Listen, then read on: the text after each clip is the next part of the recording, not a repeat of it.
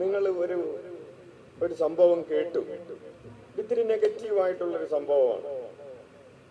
നിങ്ങൾക്കത് വേറെ ആരോടെങ്കിലും പറയുന്നത് വരെ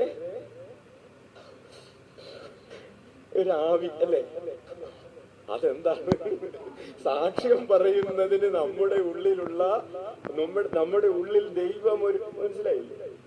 അത് നമ്മൾ കേട്ടൊരു കാര്യം ആരോടെങ്കിലും, പ്രത്യേകിച്ച് നെഗറ്റീവായിട്ടുള്ളൊരു കാര്യമാണെങ്കിൽ അത് ആരോടെങ്കിലും പറയുന്നത് വരെ ഒരു പരവശം.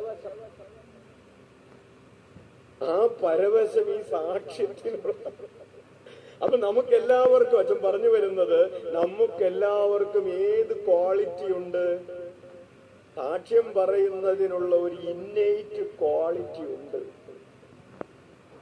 ഇനി ആ ഒരു ക്ഷമത, ആ ഒരു എബിലിറ്റി നമ്മൾ എന്ത് ചെയ്യണം?